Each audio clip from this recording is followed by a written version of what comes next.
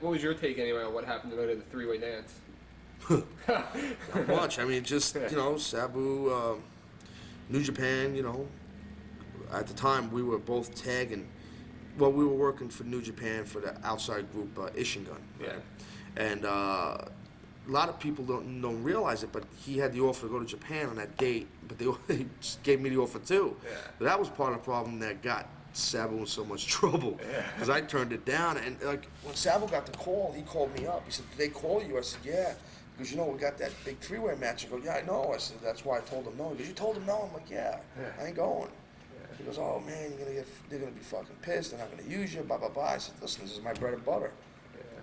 Paul's done the right thing for you and me. I mean, you can't go. It's this big three-way match. Paul's been pushing the shit out of it." He's like, "Oh, I don't know." I'm like, "Sabu, you can't do that." And he wasn't definite that he was going to go to Japan. Right. It's like, "I need the money." I'm like, "I need the money too. I mean, we'll make good money here, And he was making at the time he was making more than me here, Right. And I knew what I was making. I had an idea what he was making, so he shouldn't have been complaining, Yeah. But he wanted to make as much as he could,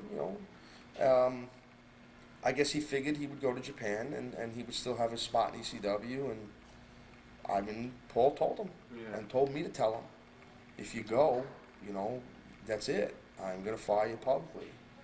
And I told Sabu, I said, "Man, he told you that and he's going to do it." He goes, "Nah, I don't think he'll go that far." And we really didn't know, I really didn't know if Sabu was going to be in Philly that night or not. I mean, it was up in the air. He didn't give me a straight out answer. And I don't think he gave Paul a straight out answer. Yeah.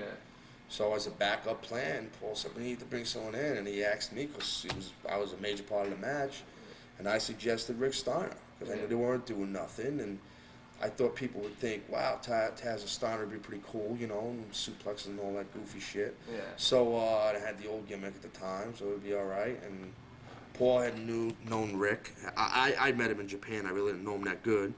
And one thing led to another, and boom, we got Rick Steiner. But, that night was weird.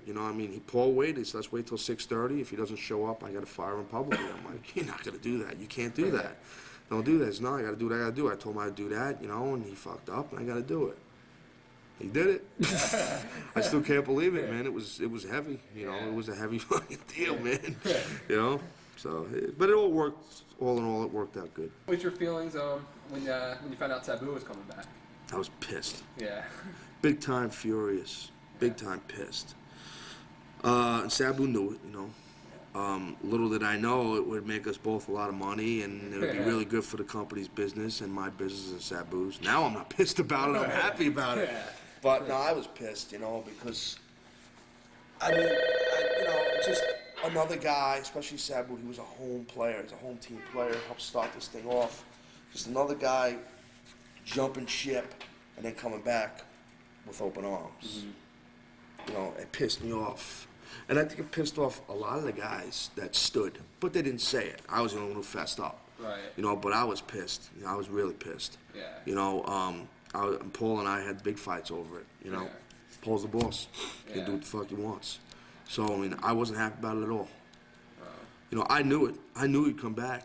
Yeah. I knew it the day he was fired in the ring, But, again, I'm glad he came back. And Paul did tell me, he goes, "Taz, you're going to see you're mad now, but one day you're going to say, thank God you brought him back." Yeah. And I think he was right. Paul was right. I am glad he brought him back. Do you still have animosity towards him? Not as much. We have it. Yeah. There's always that. This is the truth, Sabu and I always have that natural competitiveness against each other. Be it money, how much we make, or push, or TV time, whatever it may be. How many shirts he sells compared to how many I sell. Right. That's Sabu and Taz. That's just it. And Paul loves it. He just makes money off it. Right. So I think anytime Sabu and Taz are advertised, people are gonna go, "Ooh, I might want to check this out." Yeah. Barely Legal. That was an important match. A lot happened in that match. A lot of anger was vented on my end and his too. Yeah. I respect the hell out of Sabu. I've said this in these internet talks and shit. But I respect the hell out of Sabu. He's got a heart of a lion. This guy is all heart. I have fucking hit him so hard that I hurt my arm, I hurt my hand. I mean, I've suplexed him so hard that I almost pulled my back out. Wow. And it hurts him, and he acts like it hurts because it really is hurting him. Yeah. But he don't stay down. Yeah. It's hard to keep him down. You know, at Barely Legal, I knocked him out in the first minute of that match. No one even realized him. Cross faces. He was fucked, you know, and he knows what he's doing. He got himself out that ring, gathered his shit together, got back in there, and came back. You know, I mean, I can't explain Sabu. There's only one Sabu. He's a fucking machine, and I love wrestling him. I love wrestling Sabu.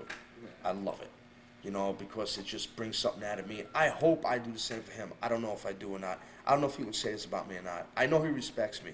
Right. You know, that much I do know. Right. You know, we have a lot in common outside the ring. You know, we're both, not to sound like a crybaby, but we're both misunderstood. Yeah. You know, and we're business. You know, we have that in common. Very much business, you know. But I think there's that always going to be that competitive edge between him and I. You know, always. That's why we couldn't tag. Yeah. Oh, we couldn't tag with each other. Really? You know, fuck. Oh, Paulie went through hell. He got a, I mean, I almost threw him out of the window, the Marriott. Really? The night we won the belts, double tables. Wow. I was gonna fucking kill Sabu in that hotel room. In Paulie's room, we had a meeting. Yeah. You heard about that? I heard about that too. I was going to ask, but I didn't know all the details. That's why I didn't bring it up. Oh, that's cool. I mean, yeah. Hear about that? From you. Really, from me? Oh shit, I didn't see that. No, it was. Yeah, it was a heavy scene. You know, I mean, it was business. We just couldn't do business together. Yeah. We're much better being opponents than we are partners. I would love to tag with him one day, just once, just one match. You know, I think the people would be like, "Well, this is cool," you know. But I don't know if he would want to tag with me. I think so, you know. But you know, he's kind of doing his own thing right now. I'm doing my own thing right now. You know, every once in a while on some show, Paulie will throw a Sabu Taz match on there. You know, so it's, you know, I look forward to wrestling him all the time. You know, I know I'll wrestle him again soon, and like I said, I think when we're both old and gray and sitting in the locker room as agents with cigars and big fat bellies, that we'll always have that little bit of competitive edge, you know. Yeah. Coming a week after the Hart Austin match at WrestleMania, and with a year build up to the feud, was there a lot of pressure going into Barely Legal? Just a little, yeah. There was a lot of pressure. Wait, Hart Austin? What do you mean? Bret Hart and Steve Austin. Yeah, what about him? They had WrestleMania the week before, and everybody was talking about, you know. Oh yeah, okay, yeah. You guys had Barely Legal next week. Yeah, I was like, well, we're gonna take a second seat again to WWF or WCW, you know, and but you know, I was so into Barely Legal because it was my first pay-per-view ever after all the years of busting my ass.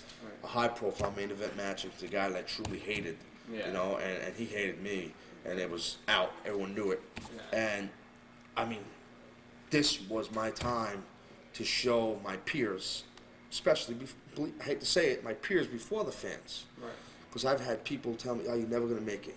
You're too short. You're never gonna make it. You don't have the connections. You're never gonna make it.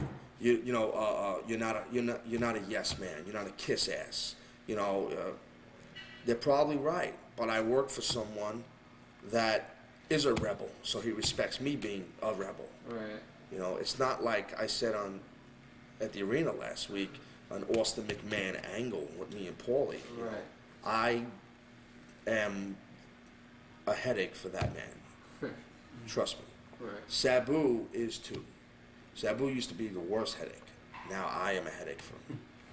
And Paulie, believe me, you know, he puts his fucking foot down, you know, and he does what he's got to do. And I do know he's the boss. But I've earned the right to have say and stuff like that. But, you know, he has the final word, of course. He's the boss, right? He signs the check. But, yeah, the Barely Legal thing was stressful. You know, I mean, I couldn't thank Paul enough for letting me be one of the wrestlers, the main event, his first pay-per-view. You know, that was awesome. I'll never forget that night. I'll never forget it. I'll never forget it. I have the videotape of it, and I don't even open it. I don't look at it or nothing. Really? And I'm going to just save that. You know? I mean, I've seen it on different tape, but, like, that is the most, I'm sure you're going to ask it down the road, that question. That's the most memorable match I've ever had in my life.